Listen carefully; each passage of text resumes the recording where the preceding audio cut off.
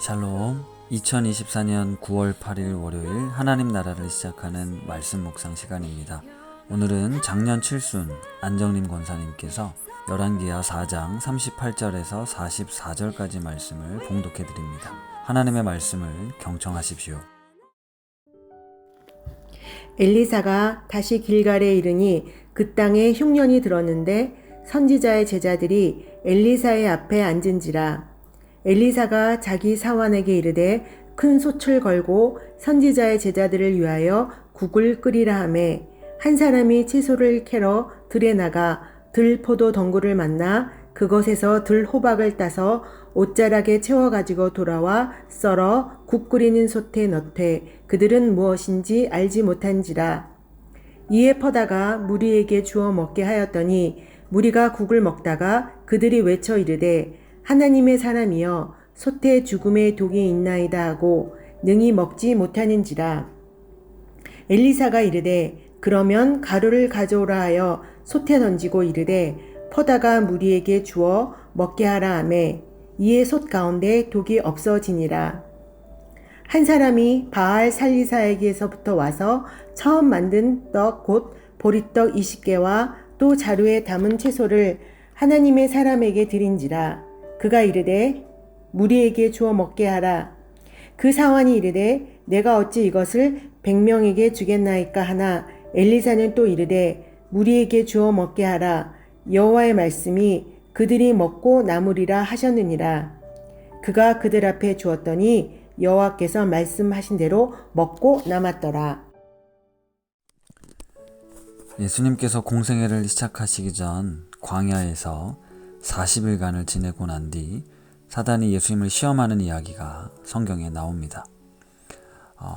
마태복음에 나오는데요. 시험하는 자가 예수께 나와서 이르되 내가 만일 하나님의 아들이거든 명하여 이 돌들로 떡덩이가 되게 하라. 예수께서 대답하여 이르시되 기록되었으되 사람이 떡으로만 살 것이 아니요 하나님의 입으로부터 나오는 모든 말씀으로 살 것이라 하였느니라. 이렇게 첫 번째 시험 이후에 두 가지 시험을 더 받으셨는데요. 예수님께서는 말씀으로 사단의 시험을 이겨냈습니다. 예수님께서 받으셨던 첫 번째 시험은 인간의 가장 원초적이고 본능적 욕구에 대한 시험입니다. 40일간을 금식하고 배고프셨을 예수님께 사단은 하나님의 아들이라면 돌을 떡으로 변화시켜 배고픔을 해결하라 유혹합니다. 먹는 문제, 생존과 관련해서 우리에게 너무나 중요한 부분입니다. 요즘도 우리 사회의 핫 이슈는 경제입니다. 먹고 사는 문제가 인간들에게 있어 가장 기본적인 욕구이기 때문이죠. 그런데 예수님께서는 이 먹는 유혹을 말씀으로 이겨내셨습니다. 사람이 떡으로만 살 것이 아니라 하나님으로부터 나오는 말씀으로 살 것이다 라고 말이죠. 그런데 이 말씀은 먹는 거 필요 없다, 나는 먹지 않아도 살 수 있다라는 뜻은 절대 아닙니다. 이 말씀의 의미는 하나님께서 우리의 먹고 사는 문제의 주권자가 되신다. 우리의 생명은 오직 주님 손에 달려 있다라는 의미입니다.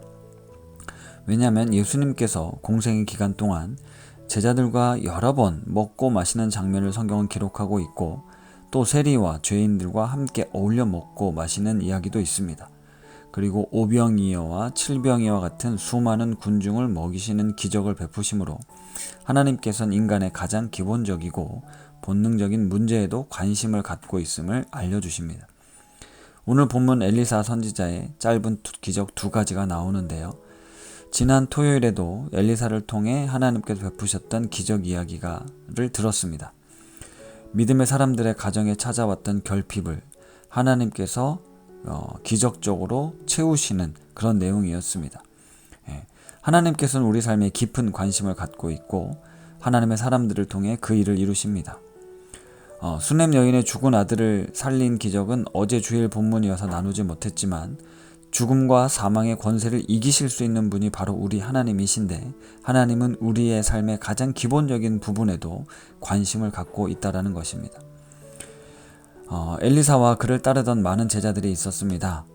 당시 길갈에 큰 흉년이 들어 다들 먹고 살기가 너무나 어려웠습니다. 그런데 엘리사는 무심한 듯 자신의 종에게 큰 솥을 걸고 제자들을 위해 국을 끓이라 명합니다. 재미있는 건 어떤 국인지, 재료는 뭐가 들어가는지 성경은 기록하지 않습니다. 그런데 뒤이어 나오는 내용을 보면 한 사람이 들에 나가 들포도 덩굴을 만나 그것에서 들호박을 따 가지고 와서 국 끓이는 솥에 넣었다는 것입니다. 넣으면서도 이 사람이 가져온 것이 무엇인지 알지 못했다는 말은 당신 너무나 배가 고파서 뭐든 먹을 수 있겠다 싶으면 끓이고 익혀서 먹었다는 겁니다. 한편으로 너무 가슴 아픈 이야기입니다. 그런데 그렇게 끓여서 먹으려고 했더니 도무지 먹을 수 없는 맛, 죽음의 독이라고 선지자에게 외칩니다. 엘리사는 가루를 가져오라고 하는데 도대체 어떤 가루인지도 정확하게 묘사되어 있지 않습니다. 어쨌든 그 가루를 솥에 넣고 다시 무리에게 주어 먹게 하였는데 신비하게도 그 가루를 넣은 이후 독이 없어지고 사람들이 먹을 수 있게 되었다는 겁니다. 뒤이어 나오는 기적 역시 한 사람이 가져온 보리떡 20개와 자루에 담은 채소를 하나님의 사람 엘리사에게 드렸을 때 엘리사 선지자는 그것을 무리에게 주어 먹이라고 명합니다. 그 종은 이 작은 양으로 어떻게 100여 명의 사람을 먹일 수 있습니까? 라고 반문했지만 엘리사는 나누어 주라고 명합니다. 그리고 하나님께서 먹고 남을 것이라고 말씀하셨다라고 이야기를 하죠. 현 시점에 도대체 말도 안 되는 신비한 일들이 일어나고 있는 상황. 하지만 성경은 너무나 덤덤하게 이 사건을 기록하고 있습니다. 제가 이 장면에서 받는 감동은 하나님께서 너무나 평범하고 일상적인 우리의 삶의 문제들, 결핍들에 대해 무시하거나 아무것도 아니라고 치부하거나 외면하지 않으시고 채워주신다는 사실입니다. 그리고 하나님의 사람 엘리사가 보여주는 그런 태도를 통해 하나님에 대한 믿음의 사람이 어떻게 살아가고 있는지를 볼 수 있게 되었는데요. 흉년에 먹고 사는 문제로 근심하고 어떻게 먹고 입힐 것인가를 고민하며 염려하는 우리들에게 예수님께서는 사람이 떡으로만 살 것이 아니다 말씀하셨고 엘리사는 아무런 고민 없이 무리들에게 먹일 국을 끓이도록 하고 있는 떡과 채소를 나누어 주라 합니다. 광야 인생길에서 만나와 메추라기를 먹이시고 또 반석에 물을 내신 하나님, 오늘 우리는 그 하나님을 믿고 있습니다. 따라서 우리 성도님들의 삶에 찾아온 흉년과 여러 가지 어려움과 현실적 결핍 속에서도 하나님의 공급하심과 채워주심의 은혜가 있을 것입니다. 오늘은 그 은혜를 간절히 소망하며 기도합니다. 말씀을 생각하며 기도하겠습니다. 하나님 아버지, 인간의 생사를 주관하시는 분이 하나님이심이라고 고백하지만 눈앞의 현실에서 우리는 근심과 염려로 사로잡힙니다.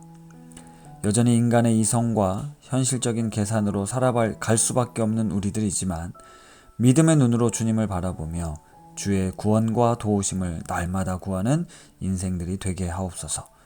먹이시고 입히시는 주님, 살리시고 구원하시는 주님, 오늘도 주의 말씀으로 우리의 삶을 인도하여 주옵소서. 예수님의 이름으로 기도드립니다. 아멘. 이 시간은 오늘 말씀을 봉독해 주신 안정님 권사님의 감사 사연입니다. 제가 읽어드리겠습니다. 목사님께 하나씩 사연을 부탁받고 이 기회를 통해 가족들에게 감사함을 표현하고 싶었습니다. 먼저 남편 최재홍, 아들 사위, 남편, 아빠의 이름으로 함께 살아온 36년, 지금까지 열심히 살아온 것에 대해 감사합니다. 내년이면 은퇴인데 은퇴 후에도 맡겨진 일들을 잘 해낼 수 있도록 당신을 위해 기도하겠습니다. 그리고 사는 모습은 꼭 교회 오빠인데 교회를 안 다닌다고 놀렸던 거 미안하고, 나는 죽으면 천국 가는데 당신은 가족을 위해 일만 하다 지옥 가면 어떡하냐고 물어보면 대꾸 없이 가만히 고개 숙인 모습을 보면 안쓰럽기도 하고 측은해 보이는데 이제 교회 근처로 이사 왔으니 앞으로 진정한 교회 오빠로 거듭나 천국에서도 함께 부활의 기쁨 누리기를 소망합니다. 그리고 딸 윤정이와 사위 원만이에게도 감사합니다. 우리 사위 원만이는 우리 딸을 사랑하고 아껴줘서 너무 고맙고 장인의 강한 반대를 무릅쓰고 결혼했지만 내색하지 않고 예의 바르게 장인을 대해줘서 정말 감사합니다. 장모의 음식을 항상 맛있다고 먹어줘서 얼마나 기쁜지. 사실 음식에는 장모 사랑의 조미료가 더 첨가된다는 사실을 알아주길 바랍니다. 딸 윤정이도 내 곁에 있을 때나 자신의 가정을 꾸려갈 때도 한결같이 믿음직하고 잘 해나가는 것 같아 감사합니다. 앞으로 이 세를 준비하는데 하나님께 기도하며 준비하는 성숙한 부모가 되길 소망합니다. 이렇게 사연을 보내주시면서 이 찬양을 추천해 주셨습니다. 우리 성도님들께 한홍재 목사님의 나의 시편이라는 찬양을 추천해 주셨는데요. 지금 내가 가는 길이 한밤중이거나 한밤중을 지나 새벽 바다 끝에 있을지라도 그 모든 순간을 함께 하신 주님을 생각하며 위로받으시기를 바랍니다. 라며 사연을 보내주셨습니다. 우리 함께 이 찬양 들으시며 더 깊은 묵상 하시겠습니다.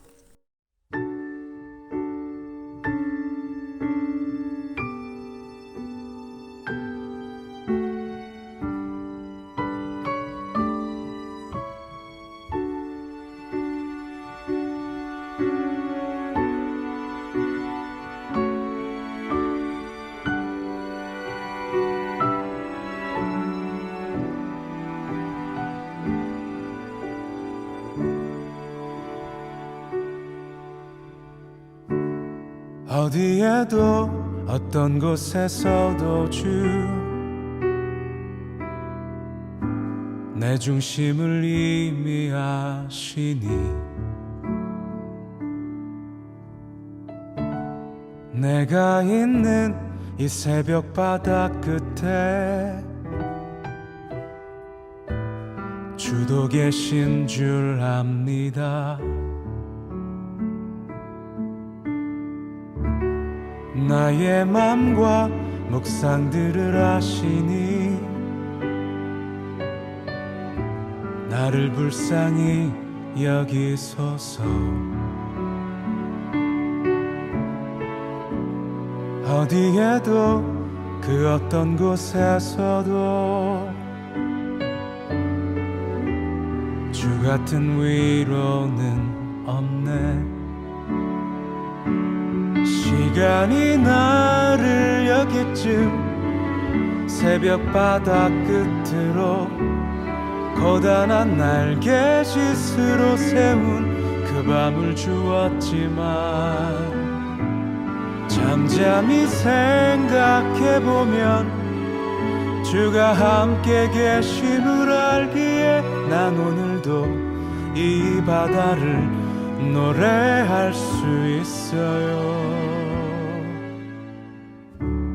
나의 맘과 묵상들을 아시니 나를 불쌍히 여기소서. 어디에도 그 어떤 곳에서도 주 같은 위로는 없네.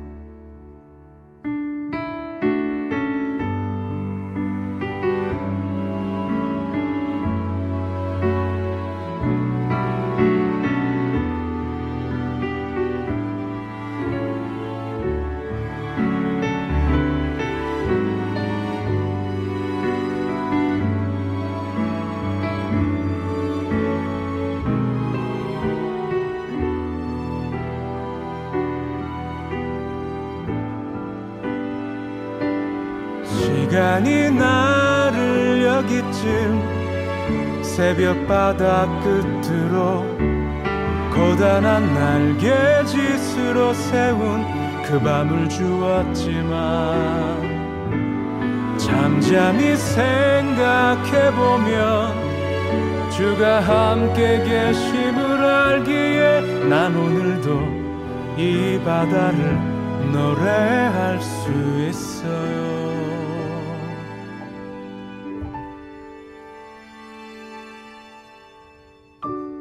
어디에도 어떤 곳에서도 주 내 중심을 이미 아시니